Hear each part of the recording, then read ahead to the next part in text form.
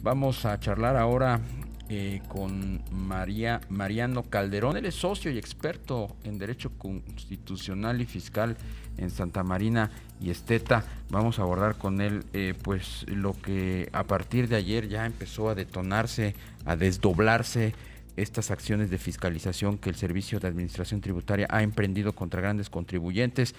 Ayer le contábamos pues el caso de América Móvil, que accedió a pues modificar su esquema tributario, pagará 8,200 millones de pesos a el sistema, al SAT.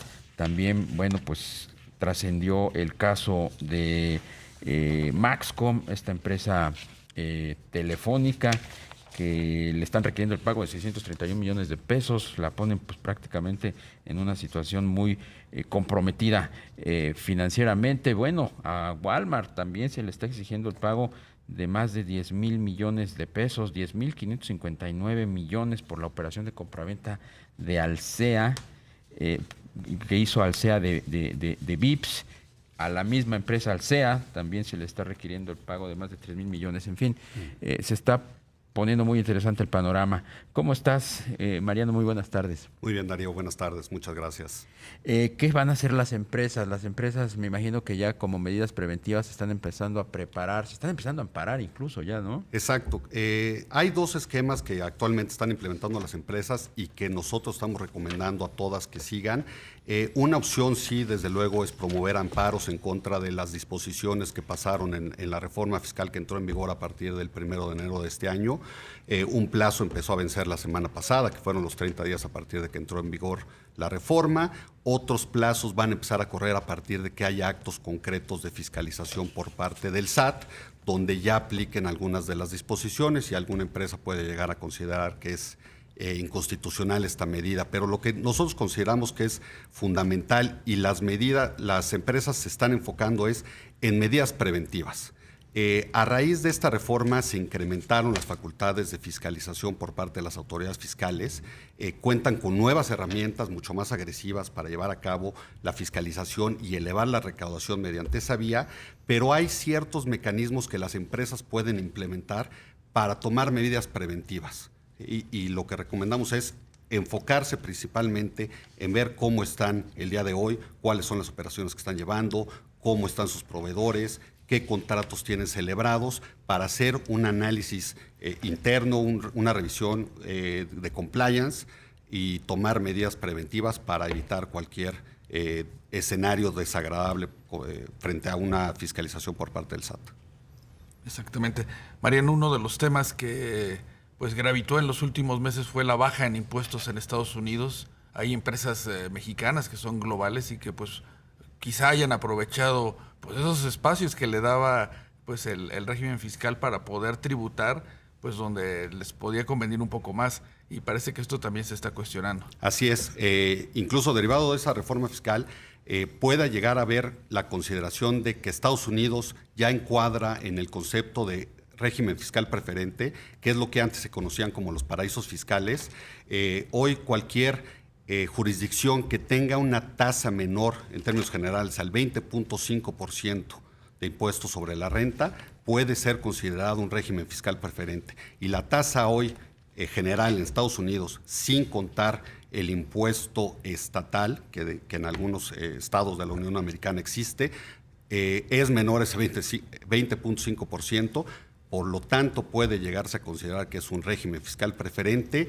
Y hay una nueva disposición en la reforma fiscal que puede hacer que pagos realizados a partes relacionadas en regímenes fiscales preferentes lleguen a ser no deducibles. Entonces, ahí la recomendación de las empresas de revisar qué pagos están realizando sus partes relacionadas, en qué jurisdicciones están ubicadas estas partes relacionadas, revisar cómo está establecida esta nueva disposición para que puedan ser deducibles o no esos pagos, y llevar a cabo acciones preventivas a efecto de no generar una contingencia fiscal o un cuestionamiento el día de mañana por parte del SAT que pueda generar algún problema fiscal. Acciones preventivas. Hablabas hace un momento de dos dos esquemas que están recomendando. Una sería las acciones preventivas y la otra es el amparo. Exacto, dependiendo de los actos concretos de aplicación que haya. Pero sí, el amparo, en varias de las disposiciones de la reforma fiscal consideramos que tienen algún vicio de inconstitucionalidad.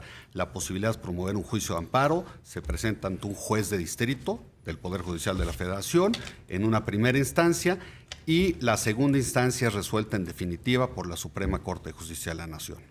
La otra sí es, y como mencionaba anteriormente, llevar a cabo acciones preventivas, que es una revisión interna de cuáles son las operaciones que realizan, cuáles son los contratos que tienen celebrados, en qué jurisdicciones o con qué partes relacionadas, a la luz de las nuevas disposiciones, y tener un análisis concreto para comprobar que la operación que se está llevando a cabo cumple con todos los requisitos de ley para poder ser deducible. Es decir, las empresas consideran sus fiscalistas que hay visos de anticonstitucionalidad en algunas de las nuevas disposiciones y hay margen para defenderse. Mi pregunta va en el sentido que hasta qué punto es legítima la defensa, hasta qué punto también es no sé, abusiva la actitud que está asumiendo el gobierno vía el SAT con las empresas. Yo lo que quiero es tratar de establecer un punto medio. Sí, te entiendo perfectamente.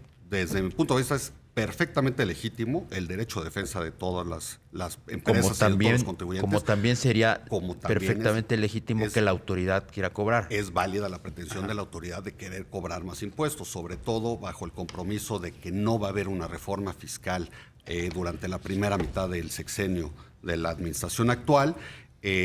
La Administración Federal tiene que buscar mecanismos para elevar la recaudación. Esa elevación en la recaudación debe ser mediante actos de fiscalización, que es un ejercicio legítimo por parte de la autoridad, siempre y cuando se ciña a lo que establecen las disposiciones legales.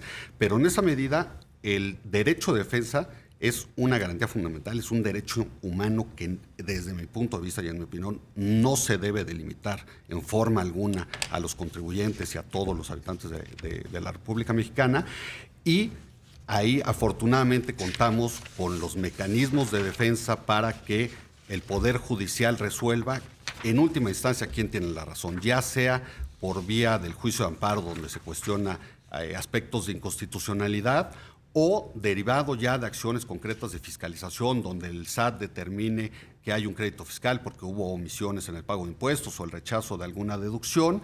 Desde luego está abierta la puerta para que todos los contribuyentes promuevan los medios de defensa que están establecidos en la ley, que es un recurso administrativo o un juicio ante un tribunal administrativo completamente independiente del Poder Ejecutivo, y en última instancia sea el Poder Judicial, insisto, quien dirima todas las controversias que se susciten entre el SAT en su legítimo derecho de recaudar y de fiscalizar el correcto pago de los impuestos y, por contraparte, el legítimo derecho de defensa de los contribuyentes para demostrar que las operaciones que están realizando cuentan con todo el soporte legal y material para ser perfectamente válidos. Claro. Mariano, en estas labores de fiscalización del SAT, ¿qué tanto mete ruido la persecución a las factureras?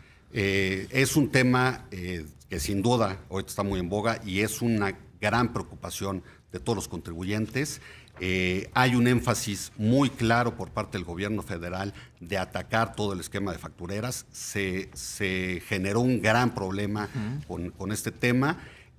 Sin embargo, hay elementos y mecanismos que nosotros estamos recomendando a todas las empresas para tomar medidas preventivas, que es hacer una revisión clara de los contratos que tienen celebrados con sus proveedores, hacer una revisión y una auditoría interna de los proveedores para verificar que no están en la lista negra del SAT, del artículo 69B del Código Fiscal de la Federación, y tener, sobre todo, que es la parte más importante que estamos enfatizando y que creemos que es el punto medular de la reforma, es tener todos los elementos para demostrar la materialidad de las operaciones que una empresa está llevando con sus proveedores, para que si el día de mañana hay un cuestionamiento por parte del SAT, la empresa tenga todos los elementos para decir, esta operación que yo llevo a cabo con mi proveedor sí es real, mi proveedor sí existe, mi proveedor cumple con sus obligaciones, tengo la forma de mostrar que recibí el servicio o que recibí los bienes que amparan estas facturas que el día de hoy el SAT me está cuestionando, porque desafortunadamente hay los casos extremos y graves de las factureras que realmente nada más se prestaban a mecanismos de defraudación, pero hay algunas que están en un punto intermedio donde sí vendían facturas que no tenían una materialidad, pero a la par prestaban servicios reales, comprobables, y pueden meter en problemas a sus contrapartes por esas operaciones. Qué interesante. Va a ser un tema del cual seguiremos hablando en los próximos días, en las siguientes semanas, pues porque esto apenas está iniciando. Exacto, apenas está empezando. Muchísimas gracias, Mariano.